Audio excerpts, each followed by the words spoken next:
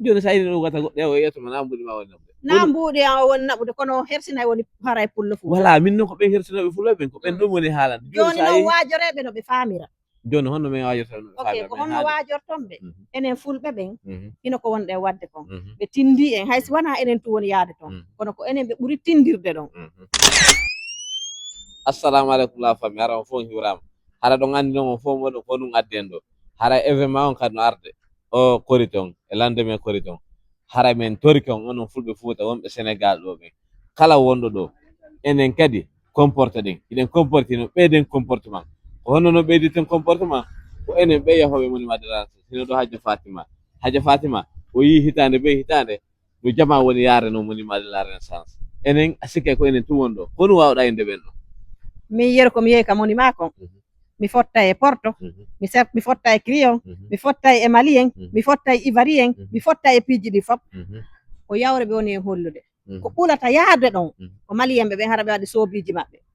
hara honto enen fulɓe men ɓen tu woɓɓe gono toon ko honɗum andini jama o ari Sénégal ko sabu on affiche ɗon donc sa araɗo sa wonnaɗo sa ari e nder Sénégal ga a tirike honto tigiride ɓurɓe ɓen ayay ɗo artiste jono iwa Guinée ara o yahata toon Porto jono iwa leyɗe Porto ara o yahata toon naw ari Afrique ayi artiste jo Malien jono ya ɗon ha hande kombo woni Malien no mari artiste taw sidiki jabatene toon mode acci wallami way ayi hande ha hande artiste goɗɗo accu ha sidiki ara ɗo ron ka yaade toon andi ɗum fala haala jama e jama on ko woni naɓude ɓe toon min nata suufa yoɓe yaw kono sa yeehi a ari Sénégal a yaha ka monument tiroɗa ɓe anda yiiɗa Sénégal gasi joni noon min andi ɗum ɗo fof mi na fulɓe yahen nani yehen ɗum na probléme yehe kono andi kono mi faala comportement men yahude porto no toon ɓale no toon foppu no toon comportement men on comportement men on min ko ɗum woni haalirde woɓɓe go hara ɓe watto toon haɓɓirma ɓe wawi ƴettugo ɗo 5 couleur ɓe wattude e mum ɓe yaha toon ɓe photo hara ɓe waɗa noon photo ji maɓɓe hara ɓe hollira kamɓe on ko 224 ɓe jeeya min gonɗum tu walla joni exemple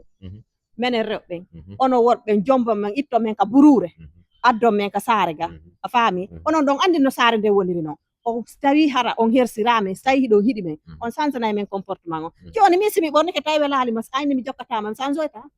a change a famal probléme on hawno rewɓe tungoy no wori toon enen payle men goɗɗe go a tawa ɗakkiti jubbuji ɓe yaha toon hara ɓe wattino ɓe wattore o ɓe yaha fof no si mettiɓe ok mi ƴetta kadi gorejo ma exemple an e gorejo ma siɗo yaadude an hiɗaytaki e saare nde ko anduwamo hollude way ɗum ɗon fof joni woɓɓe gono jaɓata rectifiede si ɓen ɗon jaɓali ara ɓe yahaali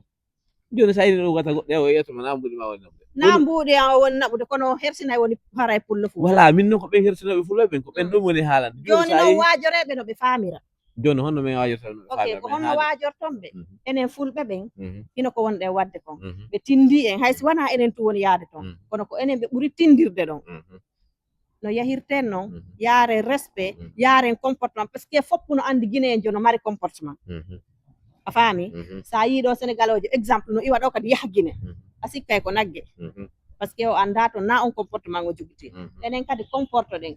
a faami haray hersinali hoore men kala anduɗo yahay toon tiro photo yo ɓorno ha moƴƴo jos o yaha o tiro photo makko o yimmo huccita o yaha par ce que taw monument taw na ko boni wonna yaade toon a yahata toon ha innako ko boni ko tiragol photo fija jala est ce que a faami mais non komi conseillata ɗimmoɓe am ɓe min o kala yahowo toon yo ɓorno ha moƴƴo jos o comportera Guinéen jo o ɓorno no ɓe andira noon no ɓe labira noon no guri maɓɓe gi woniri noon ɓorno ha moƴƴo jos ɓe yaha ɓe tiro photo maɓɓe on ɓe yimmoɓe hoota ara ɓe yahaali ɓe weera toon andi noon kamɓe ɓurata yaade toon heɓuɓe goudron keso ɓen e accu noon ko min ko tomi jeeya kawa ko onon ɓurata yaade toon waɗon goudron feere dolokum feere tikka hum feere bambon boobo sarweti feere paɗe feere onon maali onon ɓurata yaade toon kono kadi noon juuɓe laɓe ɓen ko ɓen ɗum andira yahugol haaju e lanna e sim émission ngoy waɗa leppire ha gayna watta ɗon dolokum barsa way koɓe watta noon ko maali gawal ko maali gawal gasi joni la famille hara on fof moɗon on faami ko gawal watta ɗum joni yoɓe waɗa ka commentaire ko labbe watta ɗum esi ko maali ko gawal ko gawal watta ɗum joni woni maali woni gawal woni pita woni nokku goye nokku o waɗi fi Allah enen kadi modi hikka comporte ɗen so yeehi enen ka yaaren no fof woni yaare so yeehi mi yahaali ɗon a yahaala defande yahoɓe accu rek onon ɓe laɓe ɓen onon ɓe laɓe ɓe yahata toon ko yimɓe an woni yaade min maali ko foppu ko kala Guinéen jo ko neɗɗon ayo wolinde ɓe maali ɓe bonni émission lanni seeɗen awa ɓe yoɓe abonno yo